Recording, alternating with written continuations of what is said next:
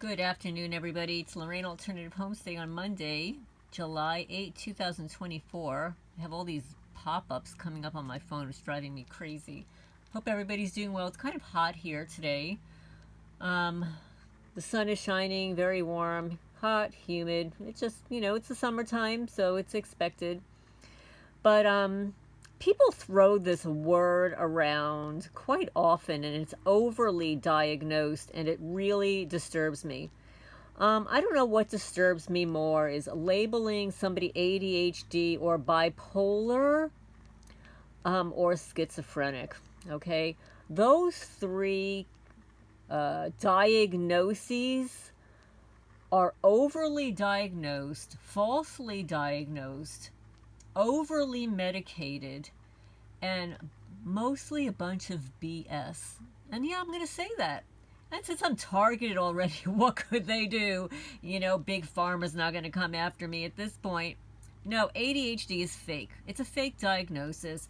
Schizophrenia is a defense mechanism. It's not a mental illness. And again, I'll mention it again. Please tell me where in the brain schizophrenia, where in the brain you find mental illness. It's not there. You cannot find it in the brain because it's something that psychiatrists get around every year and they make this stuff up. Yeah, they do. They make it up.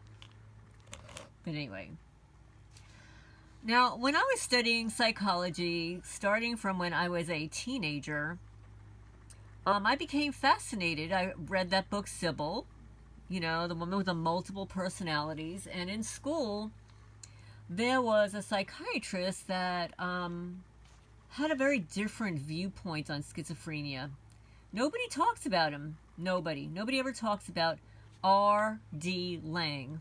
And mostly because he was a Scottish psychiatrist who became well known for his unorthodox views on the nature and treatment of schizophrenia and other mental illnesses. Well, surprise, surprise. This was between the years of 1927 and 1989.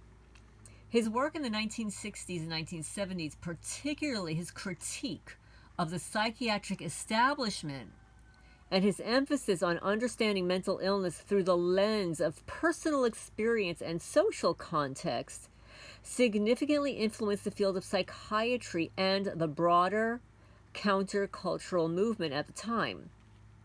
So now, let's discuss his theories, okay? And, I beg to differ with, whatever is being taught about schizophrenia now. It's overly diagnosed and falsely diagnosed for a reason. There's a huge agenda. Just like the agenda with ADHD kids and medicating them into submission with, basically cocaine. Legalized cocaine. So the key theories and contributions of R.D. Laing. Laing is spelled L-A-I-N-G for anybody that wants to look him up. R.D. Laing. Number one, his critique of traditional psychiatry.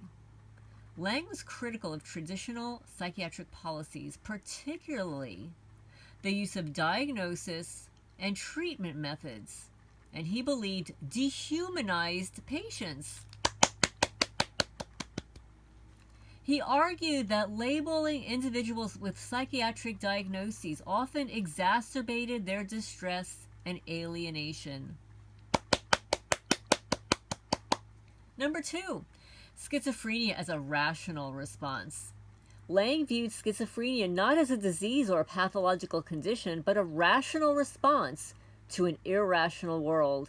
He believed that the symptoms of schizophrenia were understandable reactions to intolerable situations, particularly within the family context.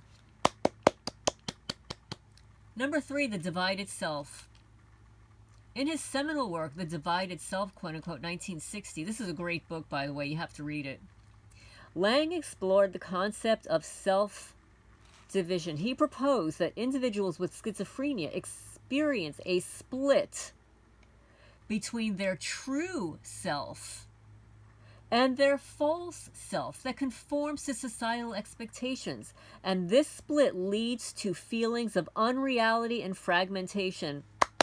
Now, everybody, all those targeted people out there, don't you think that street theater and all the criminals that they have around you want to create a false self for you?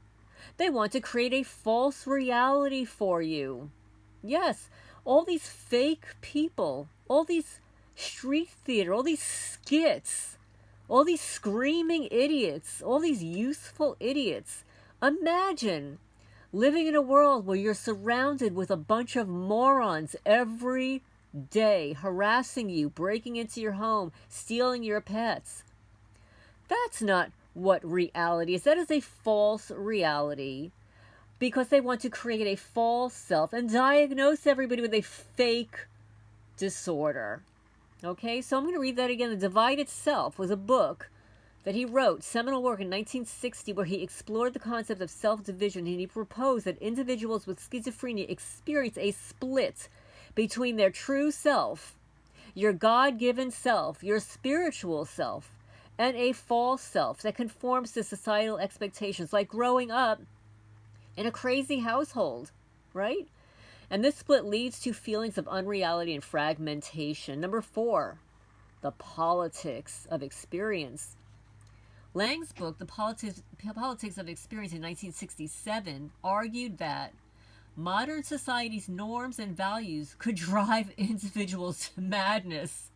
He suggested that what is considered quote-unquote normal can be deeply alienated, and that mental illness might be a form of resistance to an oppressive social order. Well, man, he was way before his time. We'll give that another applause. Number 5, family dynamics. Laing placed significant emphasis on the role of family dynamics in the development of schizophrenia. He believed that dysfunctional family relationships characterized by contradictory communications and double binds could create environments where developing psychosis was a plausible way to cope. And that is considered to be a coping defense mechanism. Applause, applause. Number 6, the therapeutic communities. Laing was involved in creating therapeutic communities such as the Philadelphia Association in London. These communities aim to provide a more humane and understanding environment for individuals with mental illness, emphasizing communal living, open dialogue, and the rejection of traditional hierarchies in psychiatric care. Number 7, phenomenology and existentialism. Existentialism. Laing was influenced by phenomenology and existential philosophy, particularly the work of Martin Heidegger and Jean-Paul Sartre. These are philosophers. He emphasized the importance of understanding patients' subjective experiences and the meaning that they ascribe to their own lives. Because, I mean, come on, guys. Who knows your life better than you do? Right? Not some stupid 20-something-year-old EMS worker who falsely diagnoses a 69-year-old woman under the influence of morphine for a crushed sternum, forcing her to a psych hold for 3 days. So he emphasized the importance of understanding patients' subjective experiences and the meaning that they ascribe to their own lives. Okay, so of course, you have to understand, back in the day, there was a lot of criticism and his legacy. So the criticism was that Laing's ideas were controversial and received significant criticism from mainstream psychiatry. Yeah, of course, they want to medicate people and throw them away and lock the key. Critics argue that his rejection of biological explanations for mental illness and his romanticization of psychosis were problematic. Some also question the efficacy and safety of the therapeutic communities he promoted. Okay, of course, again, this is just a money grab. And a lot of the people that came forward with these quote-unquote schizophrenic symptoms were being physically, mentally, emotionally, and sexually abused within the home or the community setting. And some of these unfortunate people grew up in ritually abusive homes. His legacy is despite the criticism. Laing's work had a lasting impact on the field of psychiatry and psychotherapy. He is often credited with helping to humanize psychiatric care and bringing attention to the importance of understanding patients' experiences. His ideas influenced the anti-psychiatry movement and contributed to the development of more patient-centered approaches in the mental health care. R.D. Laing's emphasis on the social and existential dimensions of mental illness continues to resonate, offering a counterpoint to more biologically oriented approaches and highlighting the importance of empathy, understanding, and the social context in mental health. So, of course, it was going to be controversial. Nobody wanted to acknowledge the fact that he wanted to treat people humanely. He believed that diagnosis and some treatment methods dehumanized patients. Of course they do. Medication is designed, psychiatric drugs are designed to dehumanize a person. And of course, this is not medical or psychiatric advice. This is for educational purposes only.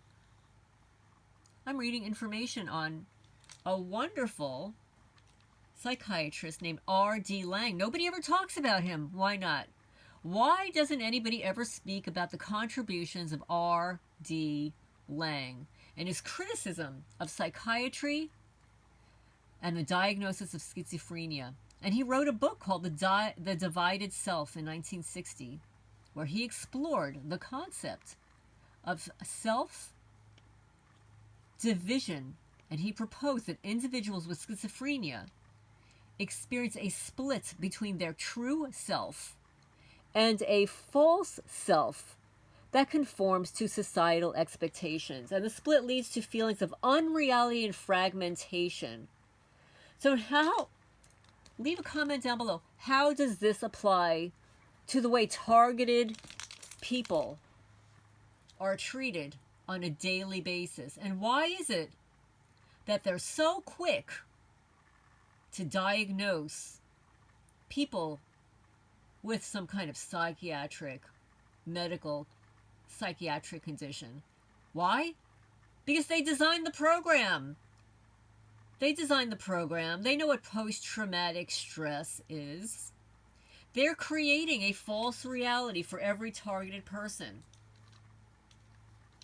They're creating the trauma experience, the traumatic experiences. How much trauma can one person take? Somebody comes onto your property and steals your animals and experiments on them, steals them, or hits them with a directed energy weapon to cause them to die a slow death. Or how about waking up every morning and your body temperature raises 20 degrees while you're allegedly in a sleep state, which generally lowers your body temperature. It lowers all of your functions. It's not normal. It means you're being radiated at night. So I thought that was really fascinating. And so then I decided I was going to ask AI. I said, AI, what are the many theories on schizophrenia? Who discovered it? Why is it so overly diagnosed today?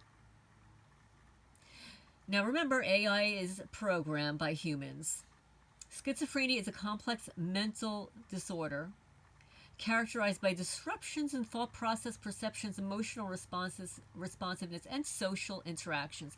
There are several theories regarding its causes, and its underlying understanding of schizophrenia has evolved significantly over time. So here is an overview of the major theories. And these theories, I disagree with these theories, by the way. I'm just telling you flat out. Genetic factors, heritability. Research indicates that there's a strong genetic component. Individuals with first-degree relative with schizophrenia have a higher risk of developing the disorder. Okay, now, is this inherited or is this learned behavior?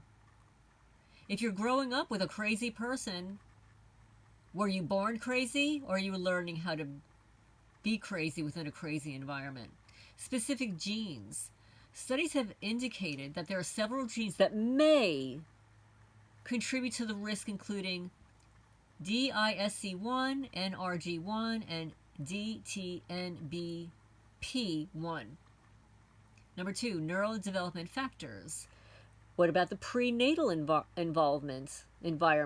Complications during pregnancy and birth, such as malnutrition, infections, hypoxia.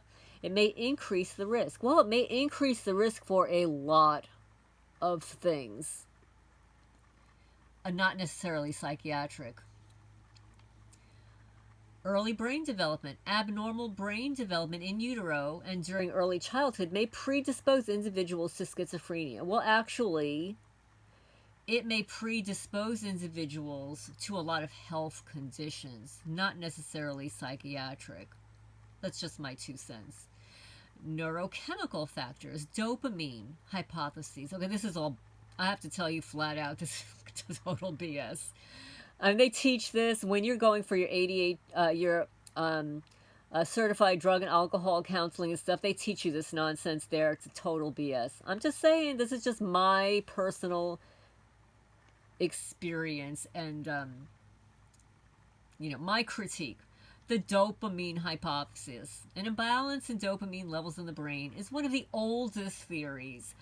Overactivity in certain dopamine pathways is thought to contribute to positive symptoms like hallucinations and delusions.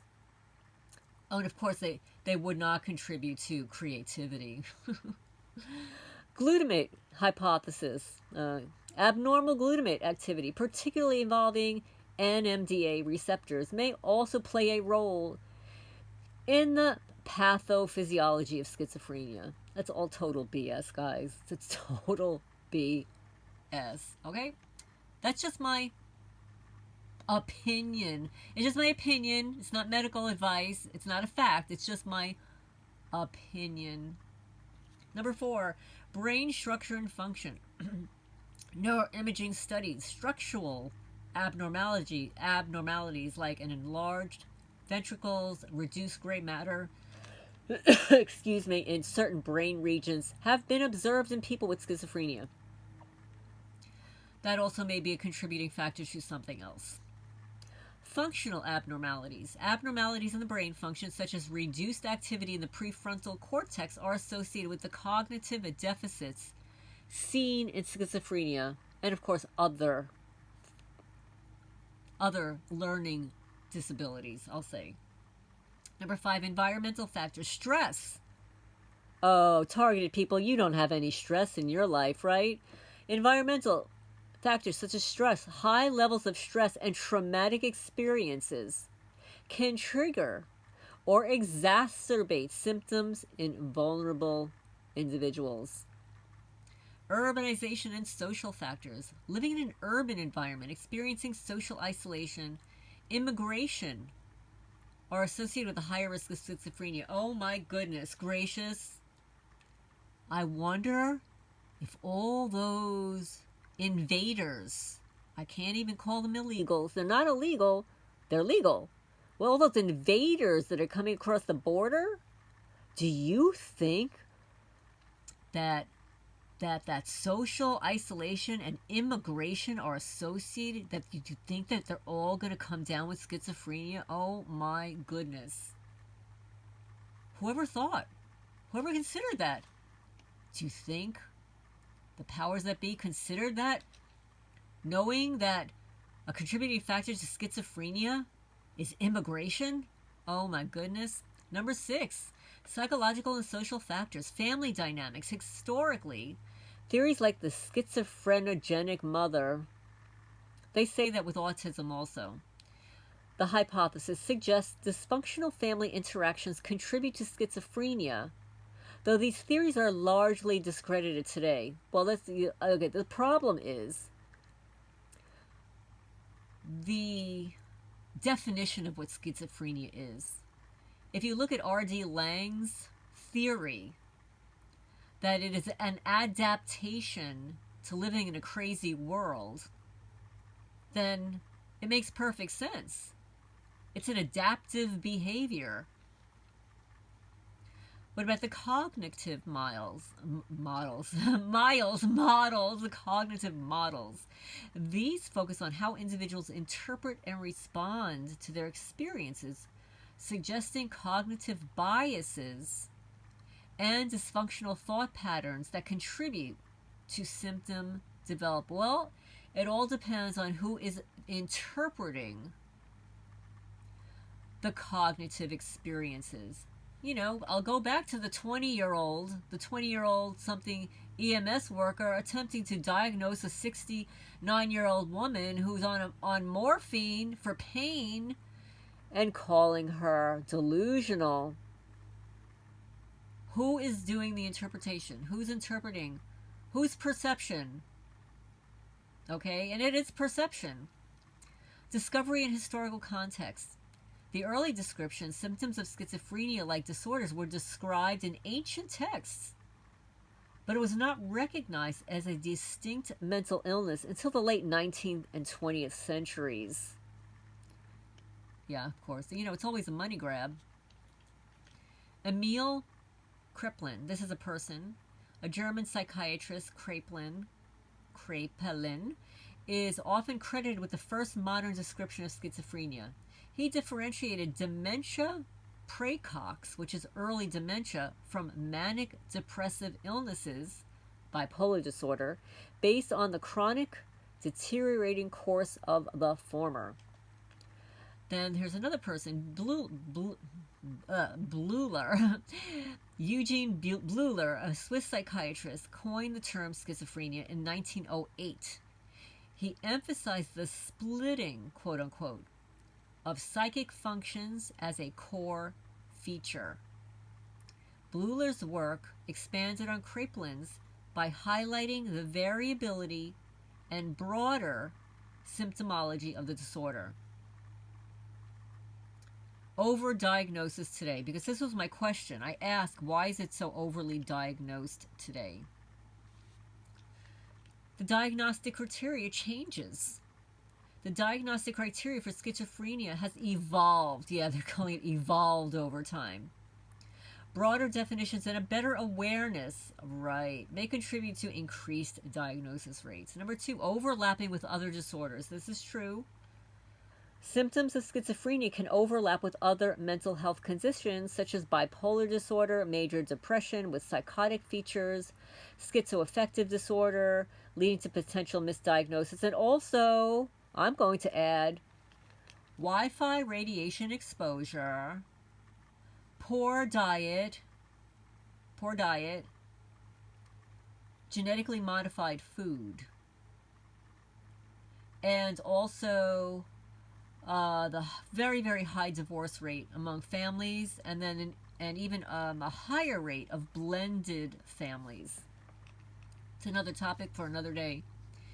Increased awareness and screening. Yes, we have more screening these days than in the early 1900s. Greater awareness among healthcare professionals and the public has led to more frequent screening and diagnosis. Yeah, it's a big money grab, guys. Huge money grab. Subcultural factors.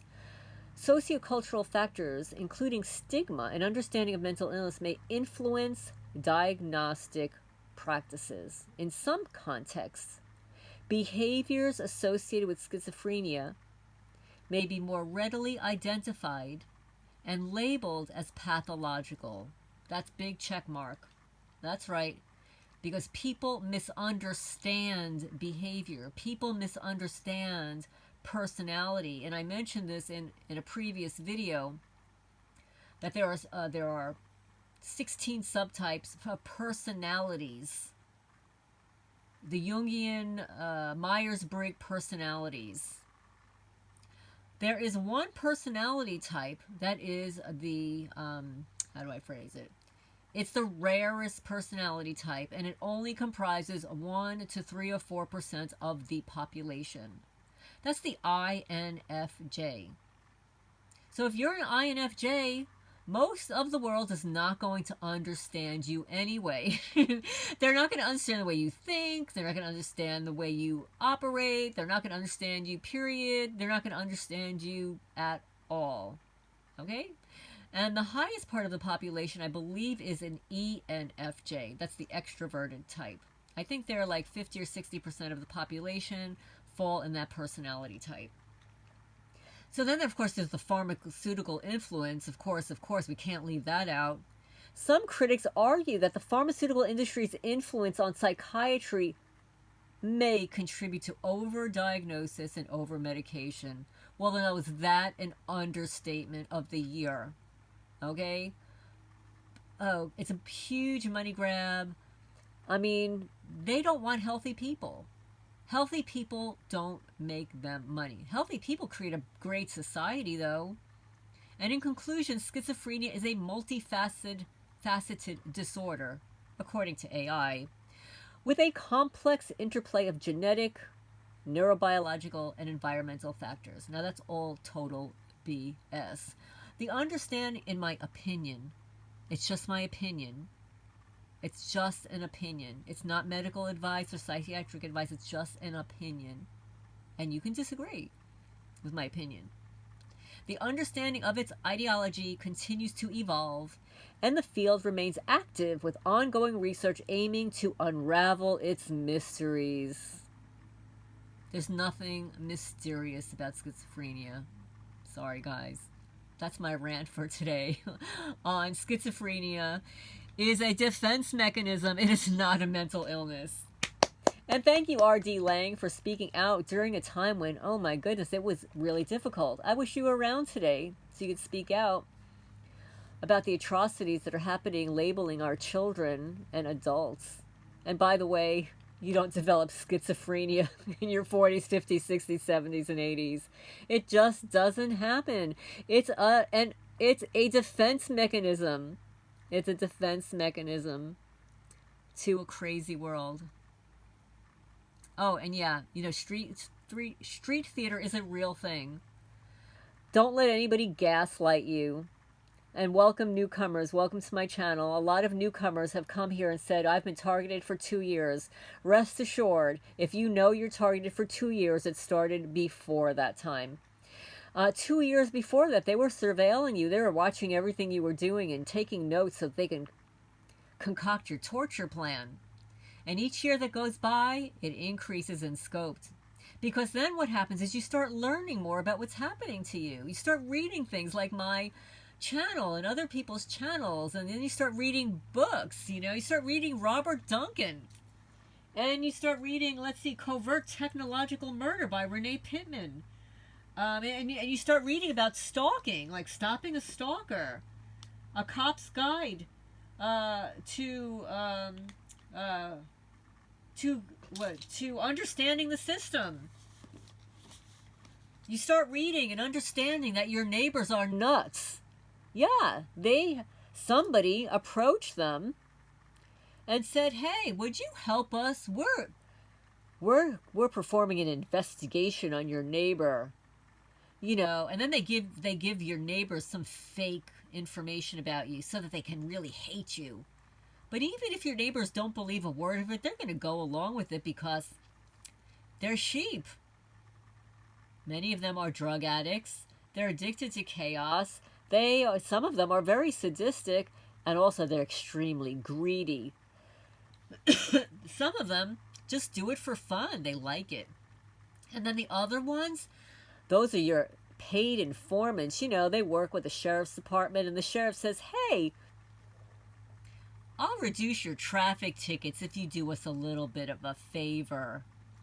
And it could be like a real criminal, you know, reducing their sentence, like somebody who's actually killed somebody.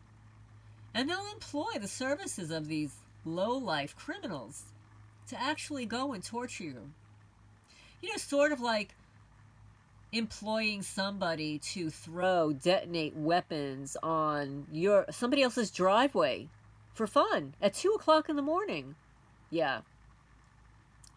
So now, I haven't filed my complaint yet, but I'm going to. But anyway, please leave your comments down below. Do you know anyone that has been labeled or diagnosed with schizophrenia? And if so, at what age were they labeled? Have they tried to get rid of the label? How has that impacted them through their lives? Have you studied anything about schizophrenia? And do you know anything about this wonderful psychiatrist, R.D. Laing, who wrote the book, The Divided Self? So anyway, I'm going to sign off for now. Please hit the thumbs up. It helps get the message out there, helps the channel grow.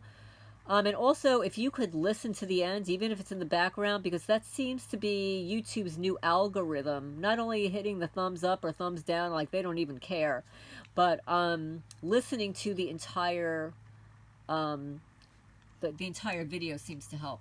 I'm going to sign off for now. This is Lorraine Alternative Homesteading. Hope you're having a great day.